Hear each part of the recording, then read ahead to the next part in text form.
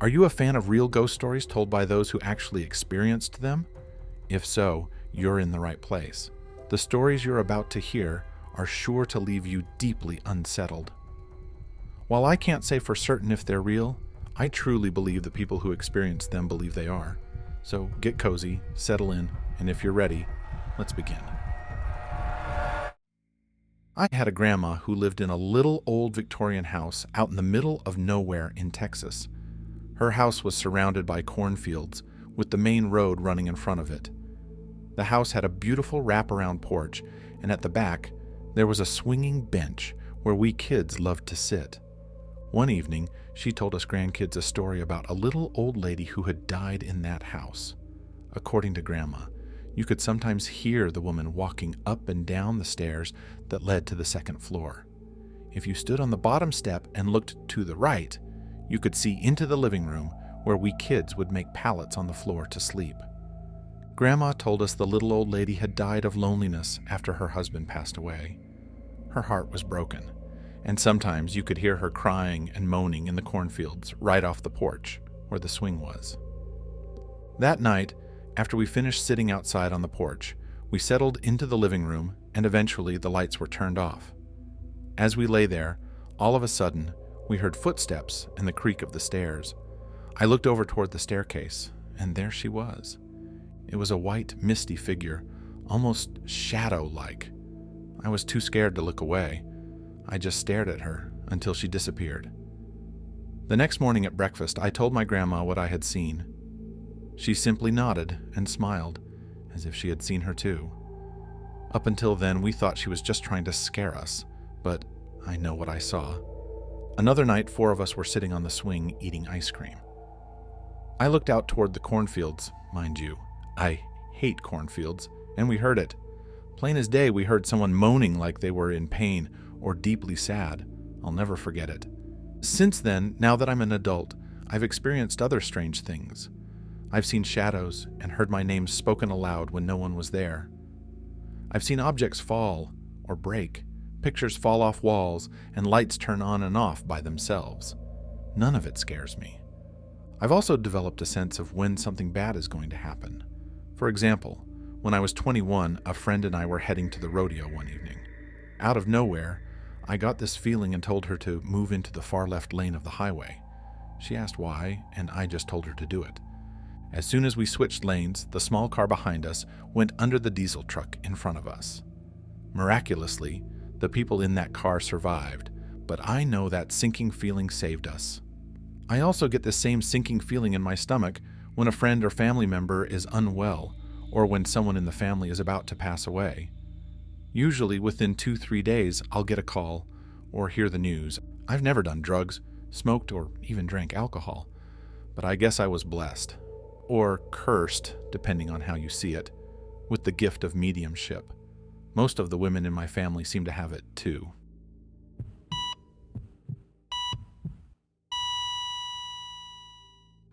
I graduated high school in 1998 and was dating a girl with all kinds of issues whom I should not have been seeing.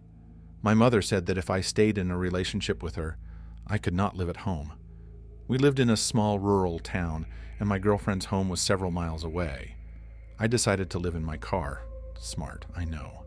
While I figured things out. I would park my car at the gate entrance to a field near her home and sleep there at night, walking through some woods and across the field when I left her house. Her 2 dogs would follow me to the car and then go back home after I was inside. Not far into my new setup, one night as I approached my car, I swear I heard the beat of drums. Not drum set drumming, but tribal-sounding drums.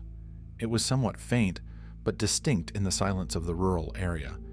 It was then I recalled the stories I had heard in elementary school about a supposedly satanic cult in the area.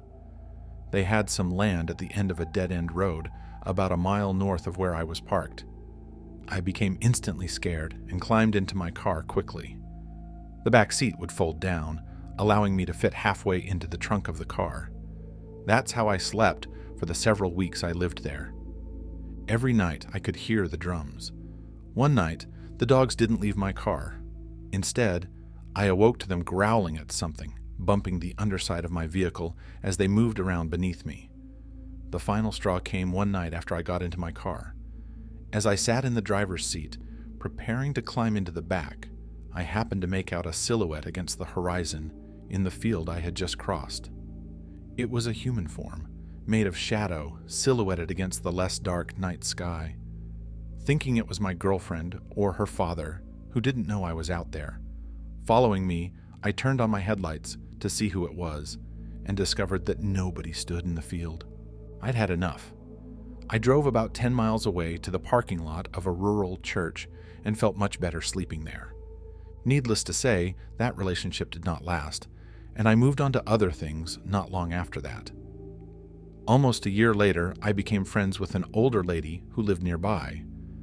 I found out she happened to live on the dead-end road where I swore I heard the drum sounds coming from. I asked her one time if she ever had any strange experiences or harassment from the cult at the end of the road. She told me the cult had been gone for about a decade by that time, that they had left before her family even moved onto the street. However, she did have odd things happening there after first moving in. She said her 3 daughters would routinely see shadowy figures moving outside between the trees on their property and hear what she called Indian drums. She said this, having no idea what had happened to me. Once, she said her youngest daughter, who was 4 years old at the time, was sitting by the stereo speakers in the living room with her ear up to them. Someone in the family asked her what she was doing, and she said, listening. They found it somewhat humorous because the stereo wasn't on, and asked her what she was listening to. The young daughter looked at them and replied, "They say, there is justification in killing your parents." Freaky stuff. I knew then that what I experienced almost a year before wasn't the cult that had long ago moved away, but something far more sinister that had remained in the area.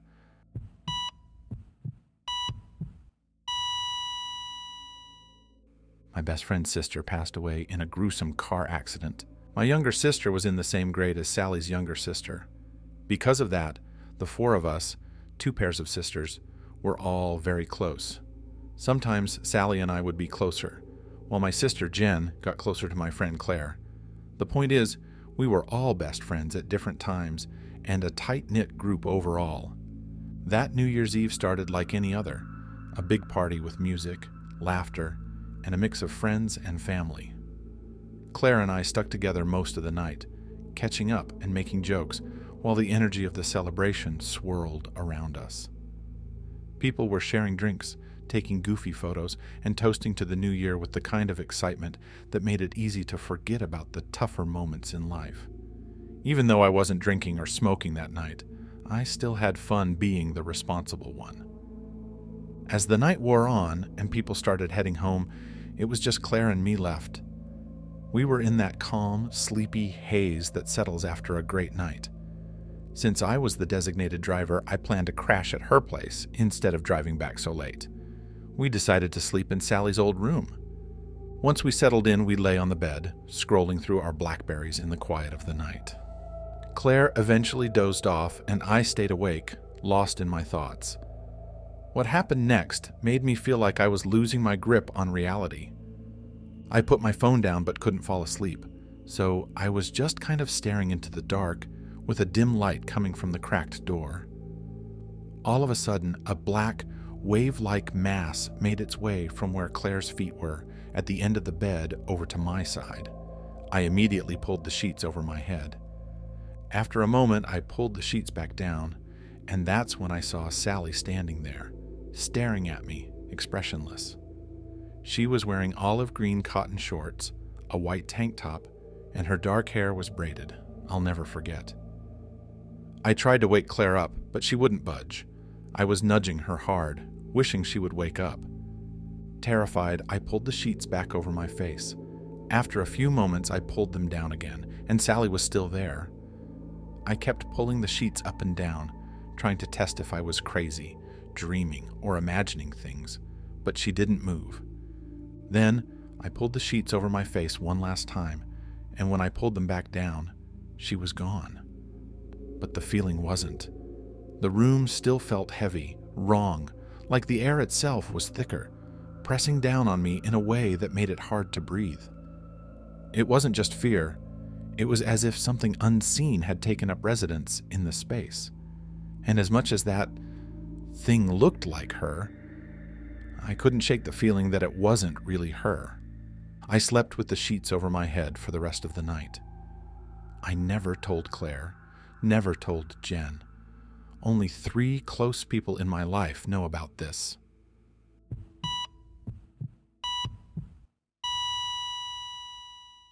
Now, I know this won't sound scary at all, and honestly, at the time, it wasn't. But writing it down and thinking about it again, let's just say it feels a lot creepier now than when it actually happened. Back in 2020, I worked at the Cutting Edge Haunted House in Fort Worth, Texas. My day usually started at 2 p.m., washing and putting away the costumes before the actors arrived. One night, I went to work like always. As usual, I was hanging up some costumes when I heard a stool move in the other room. It made that distinct screeching sound of metal dragging across a marble floor. I thought the manager of the makeup department had arrived, so I walked over to greet her. To my surprise, no one was there. Shrugging it off, I went back to putting away costumes. 10 minutes later, I heard the clacking sound of a makeup bottle being shaken. Again, I assumed the makeup manager had shown up, so I walked over to say hi. But once again, no one was there. Confused, I returned to my work. About an hour later, I noticed a shadow moving from the hallway into the girls' bathroom. A few minutes later, it shifted into the boys' bathroom, which was right across from the girls'. Then, it moved into the laundry room. I stood there watching as it repeated the same cycle. Hallway, girls' bathroom, boys' bathroom, laundry room, over and over, like it was playing some sort of game. By this point, I had been working at the haunted house for 15 years and had experienced quite a few odd things. But this was the first time I'd encountered something so bold, an entity that came so close to me and didn't seem to care that I was there. I didn't feel threatened, though, so I just kept working on the costumes until I was finished. Around the time I wrapped up, a few other staff members started arriving. While I was talking to one of them, the shadow darted into the girls' bathroom again. The person I was talking to froze and asked, "What the hell was that?" Their reaction was a mix of shock and unease, while the thought of the shadow's playful antics only added to the surreal humor of the day. After that, more staff showed up, and I eventually lost track of the shadow. I assume it must have gone back into hiding somewhere in the haunted house. Whatever it was, I never saw it again after that.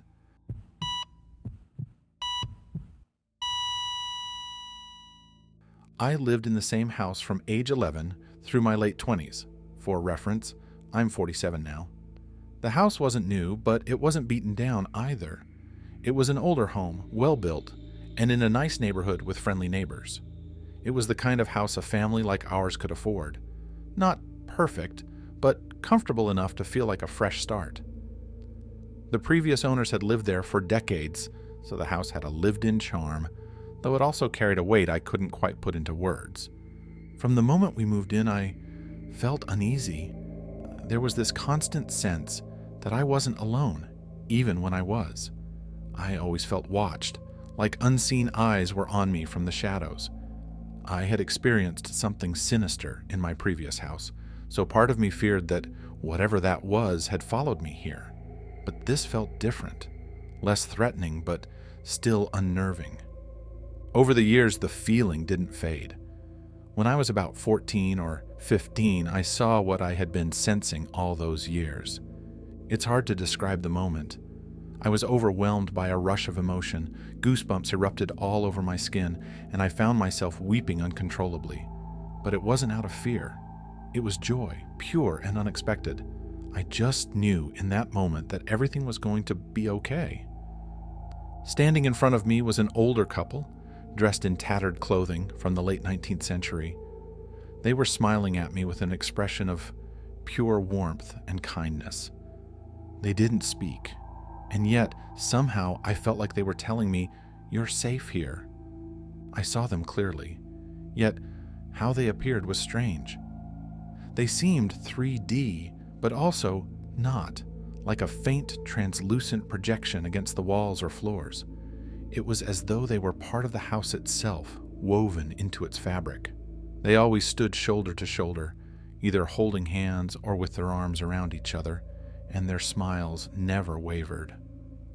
I started seeing them more frequently over the years. They never moved, never interacted beyond their presence, but their appearance always brought a strange sense of peace. Over time, I began to view them as silent protectors. The oppressive feeling of being watched gradually shifted into something more comforting, like I was never truly alone, but in a good way. Eventually, their appearances became less frequent, until one day they stopped altogether. But even then, I could still feel their presence, like a quiet reassurance that everything was as it should be. My theory is that they revealed themselves to me because they sensed my fear and wanted to ease it. Once I accepted their presence and felt that peace, they must have felt their job was done. Unfortunately, in my 20s, I developed a serious heroin addiction. I'm clean now. During that time, I'd lost the ability to sense them altogether. The house didn't feel the same anymore. It felt empty, almost hollow. I've often wondered if my addiction drove them away, or if I simply lost the connection because I wasn't in a place to feel their kindness. I've always wanted to go back to that house to see if I can sense them again. I've had other experiences, both before and after this one, and even a crazy near-death experience. But those stories are much darker, and I don't like dwelling on them. This one feels different, gentler, almost like a gift.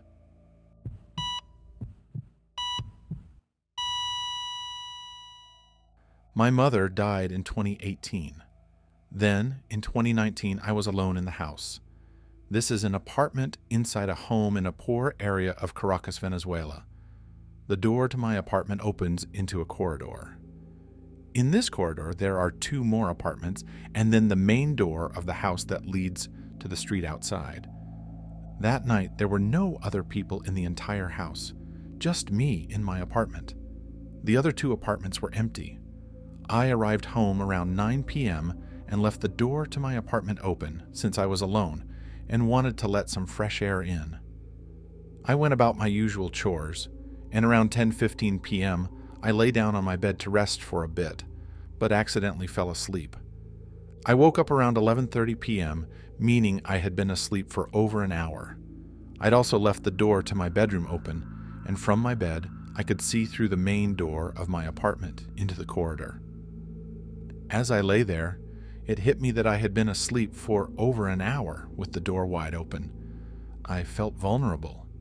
That had never happened to me before, and I kept thinking about how careless I had been. Suddenly, I clearly heard a feminine voice whisper my name. Jose? It was soft, like a whisper, but unmistakably clear. I froze, remaining silent. I was fully conscious of what had just happened, but since it was an unfamiliar voice, my first reaction was to stay quiet. I waited for a few minutes, expecting something else to happen, but nothing did. Eventually, I got up to check the rooms and the corridor, thinking maybe someone had entered the house while I was asleep. But no one was there. What struck me as especially odd was that the voice seemed to come from just a meter or so away, slightly to my right. Yet, at the same time, it felt like it originated inside my head. It gave the illusion of being in front of me. When I heard the voice, I also felt a strange sensation at the top of my skull, almost like a pressure or a tingling. I don't know how to describe it exactly. John Keel mentioned something similar in one of his books. I think it was Strange Creatures from Time and Space. That was all for that night. The next year, in 2020, I had another strange experience while alone in the house at night. I was praying in my apartment. At the time, the corridor was full of buckets containing rubble and debris because construction work was being done on the house. These buckets were stacked in columns of 3, and there were over 20 buckets in 7 or more columns. As I prayed, about 5 minutes in, the top bucket of the column closest to my door suddenly fell to the floor and rolled down the stairs, spilling rubble everywhere in a big cloud of dust. The dust filled the corridor from the rubble that had spilled. There was no way that bucket could have fallen on its own. No one else was in the house or the corridor. What's worth noting is that I've never experienced anything like this before or since. I've been alone in the middle of a mountain while trekking or walking the streets at 1 a.m., and I've never heard anyone call my name out of nowhere. I've stayed awake until 2 or 3 a.m. reading and have never felt or heard anything similar. This only happened to me when I fell asleep with the door of my apartment open.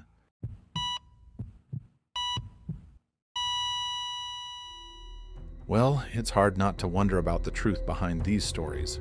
What do you think? Are these experiences real, or just tales spun from imagination? Let me know your thoughts in the comments below, and if these tales left you feeling unsettled, don't forget to subscribe so you don't miss the next one. Your support means the world to me. Until next time.